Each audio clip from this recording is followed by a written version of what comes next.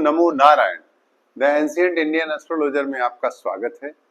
आज हम आपके सामने एक ऐसी प्रस्तुति करने जा रहे हैं जो हमारे दर्शकों के लिए अपनी कुंडली देखकर घटनाओं की जानकारी उन्हें प्राप्त हो सकती है।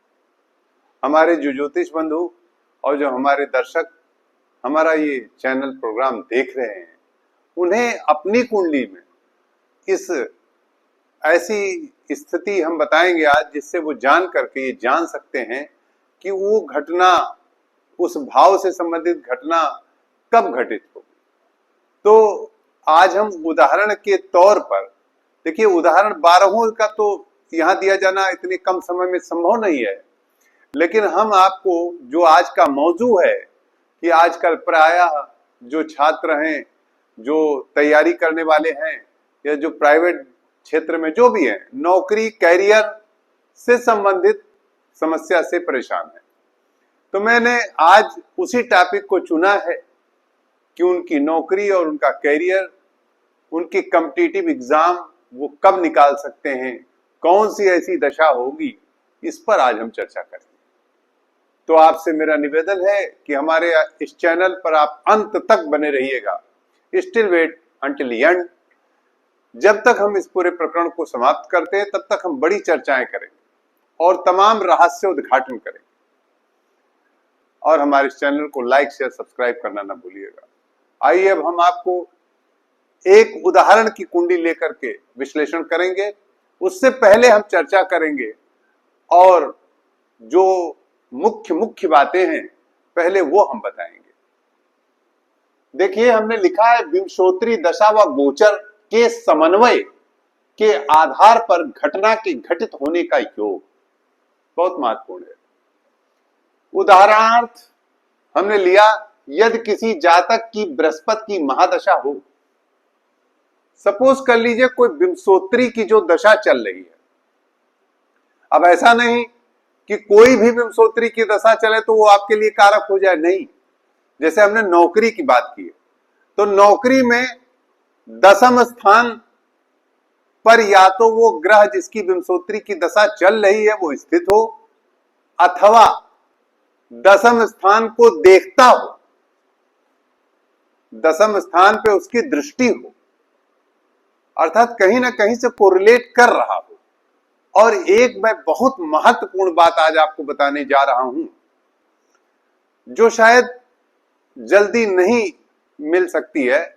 ऐसी चर्चा आज हम करने जा रहे हैं आपके सामने कि वह स्थिति की दृष्टि संबंध हो, युति संबंध हो, या दशम भाव का स्वामी उससे देखा जा रहा हो जिसकी विंशोत्तरी दशा चल रही हो, या दशम भाव के स्वामी के साथ वह युति कर रहा हो जिसकी विंशोत्तरी दशा चल रही हो। तो हम ये आपसे कहना चाहते हैं कि जैसे नौकरी का प्रश्न आया, कैरियर का प्रश्न आया, तो उस नौकरी मिलने और कैरियर से रिलेटेड जो सवाल है वो दशम स्थान है, ये आप बिल्कुल निश्चित जान लें। प्रतियोगिताएं जो होती हैं वो पंचम स्थान से भी देखी जाती है, परंतु परीक्षा पास करना तो पंचम स्थान का है, परंतु जो मुख्य बात है कि जो कैरियर से संबंधित कॉम्पिटिटिव एग्जाम है उन्हें दसवां हाउस पूरी तरह रिप्रेजेंट करता है। तो अब दशम स्थान पर हमें ये देखना है कि दशमेश दशम स्थान और दशम पर दृष्टि डालने वाला ग्रह, इतने ग्रहों को हमें ले लेना है, एक जगह इकट्ठा कर लेना। अब फिर ये देखना है कि विंशोत्तरी में कौन सी महादशा चल रही है और उसमें अंतरदशा कौन सी है। यदि हमें, जैसे कि हमने एक उदाहरण के लिए कुंडली ली है, और गोचर में हम आपको दिखाना चाहते हैं कि जिसकी महादशा चल रही है और जिसकी अंतरदशा चल रही है, यदि वो दोनों दशम स्थान पे युति करें, दशम स्थान से गोचर होके भ्रमण करें, यानी दशम स्थान पे वो गोचर में स्थित हो उस समय जिस समय वो घटना होनी है, और साथ में या तो युति करें और गोचर करें, वहां से भ्रमण करें, गोचर करने का मतलब वहां से भ्रमण करें, या उस दशम भाव पे दृष्टि हो जिस विंशोत्तरी की महादशा चल रही है जिस ग्रह की, उनकी दृष्टि हो दशम पर, या दशम से वो होकर वो भ्रमण करें। या एक और बहुत महत्वपूर्ण बात है जो मैं अभी कहा हूं कि वो उस स्थान के अभिलाषी हों। ये बहुत बड़ी बात। कोई ग्रह जब अपने उच्च स्थान के एक ग्रह पीछे होता है तो उसे उच्चाभिलाषी कहा जाता है। ये ध्यान रखिएगा, वो भी बहुत महत्वपूर्ण है। उच्च का होना जितना महत्वपूर्ण है उसी से थोड़ा सा कम, लेकिन उसका भी बहुत महत्व है। कि जैसे मान लीजिए मंगल धनु राशि में है और मंगल मकर में उच्च का होता है, तो मंगल उच्चाभिलाषी है धनु राशि में, यानी उच्च का होना चाहता है, अभिलाषी है, तो वो भी अच्छे परिणाम देगा। उसी प्रकार गोचर में ये स्थिति दिखाई पड़ती है कि यदि मान लीजिए वो दशम में ना हो करके नवम में है और दशम में वो ट्रांजिट करके जाने ही वाला है, तब भी वो घटना घटित होती है। आज मैं आपको ये भी बताना चाहता हूं कि उच्चाभिलाषी होना, स्वगृह अभिलाषी होना, यह भी बहुत महत्वपूर्ण बात है जो आज हम आपके सामने बता रहे हैं। आइए अब हम चर्चा करते हैं। एक मिथुन लग्न की कुंडली हमने ली है जिसमें बृहस्पति चतुर्थ भाव में है, जिसकी दशम पे दृष्टि है, जन्मांक है, और दशमेश भी बृहस्पति है और लग्नेश बुध है। बुध यहां लग्न को देख भी रहा है।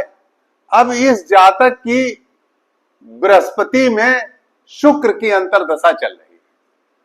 अब अगर आप ऐसे ही जन्मांक देखें तो आप थोड़ा सा एक लगाएंगे। आप अपना, मैं भी अपने ज्योतिष बंधुओं से, अपने दर्शकों से निवेदन करूंगा कि वो अपने विवेक का भी प्रयोग करेंगे। यहां मेष लग्न भी हो सकती है, यहां वृष लग्न भी हो सकती है, या कोई भी लग्न हम ले लें तो दशमेश का प्रयोग करेंगे हम। तो दशम पे जैसे हमने आपको बताया कि इनकी बृहस्पति की महादशा विंशोत्तरी में चल रही है और अंतरदशा शुक्र की चल रही है। अब हम अगर केवल जन्मांक पर विचार करेंगे तो हम देखेंगे कि शुक्र इनके दशम से नवम में स्थित है। 1 2 3 4 5 6 7 8 और 9, इसे नव पंचक योग भी कहते हैं। अर्थात शुक्र जो है दशम से नवम बैठा है। नव पंचक तो खैर वहां होता है जहां इसका स्वामी होकर बैठे, लेकिन हम यह भी कहेंगे कि इस समय जो विंशोत्तरी चल रही है तो ये दशम का भाग्य स्थान है। तो यहां वैसे तो इसका स्वामी हो तब नव पंचक योग होता है, घटित होता है, लेकिन यहां हम एक उदाहरण प्रस्तुत कर रहे हैं कि अगर शुक्र यहां से, जिसकी अंतरदशा है, दशम से नवम बैठा हुआ है, यानी दशम का भाग्य है, तो ऐसी दशा में बृहस्पति में शुक्र की दशा चली और इस जातक का परीक्षा जो हुई उसमें गोचर कहां था। देखिए, गोचर बृहस्पति और शुक्र और बुध दशम भाव में गोचर कर रहे थे। अब इसी दशा में जब बृहस्पति में शुक्र की दशा आई और बुध की प्रत्यंतर दशा आई तो साहब उसी में इनका सिलेक्शन हो गया। बिल्कुल सिलेक्शन हुआ, बड़े उच्च कंपटीशन में सिलेक्शन। तो ऐसा गोचर निर्मित हो जाए, कोई आवश्यक नहीं कि बृहस्पति और सब यहां बैठ जाए। ये तो हमने एक उदाहरण दिया है। यह भी हो सकता है कि बृहस्पति यहां बैठे, गोचर यही जहां है, गोचर में भी यही रहे और यहां से दृष्टि संबंध कर ले। लेकिन जो अंतरदशा है या महादशा में से एक ग्रह यहां गोचर अवश्य करे या दृष्टि डाले। तो इनकी दृष्टि बृहस्पति यहां हो, यहां दृष्टि डाल सकता है, और यहां पर लग्नेश और दशम की, यानी दशम नहीं, लग्नेश और उस अंतरदशेश जो है, अर्थात बृहस्पति महादशा है और उसमें शुक्र की अंतरदशा है। तो अंतरदशेश शुक्र और महादशा बृहस्पति की दृष्टि हो और शुक्र यहां बुध के साथ, लग्नेश के साथ बैठा हो, तो उसका सिलेक्शन हो जाएगा। ऐसी दशा में यह भी हो सकता है कि शुक्र यहां पर हो, इस जगह पर, जैसे कि क्या मैंने अभी लिखा है, देखिएगा। जैसे मैंने लिखा है, यदि किसी जातक की बृहस्पति की महादशा हो व बृहस्पति कुंडली में कारक हो, तो जिस घटना का जिक्र, जैसे नौकरी, तो दशम से कोरिलेट करें, दृष्टि या गोचर करें। और जैसे यहां पर गोचर में शुक्र पहुंच जाए तो शुक्र यहां उच्चाभिलाषी हो गया, यहां भी शुक्र रहे और बुध यहां रहे तो भी सिलेक्शन होगा उच्चाभिलाषी होने पर। तो हम आपको ये भी बता दें कि आप आज इस सूत्र को जाने हैं कि गोचर में यदि दशम पर महादशेश और अंतरदशेश यदि कारक हैं, तो दशम पे यदि गोचर कर रहे हैं और उस समय उनकी महादशा, अंतरदशा या प्रत्यंतर चल रहा है, तो उसी में सिलेक्शन होने की पूरी संभावना होती है। ऐसा हमने अपने ऑब्जर्वेशन में देखा है। और हमने आज आपको एक सूत्र और बताया कि उच्चाभिलाषी होना और स्वग्रह अभिलाषी होना। ध्यान दीजिएगा, गोचर में यहां भी शुक्र होगा तो उच्च के लिए उच्चाभिलाषी हो जाएगा। और अगर मान लीजिए बृहस्पति यहां होगा और बृहस्पति की महादशा चल रही है और शुक्र बुध यहां बैठे हुए हैं, तब भी सिलेक्शन हो जाएगा, क्योंकि बृहस्पति स्वग्रह अभिलाषी हो जाएगा। तो आज हमने आपको गोचर और विंशोत्तरी का समन्वय बताया और स्वगृह अभिलाषी और उच्चाभिलाषी की भी बात बताई। ये भी बहुत महत्वपूर्ण है। नमो नारायण।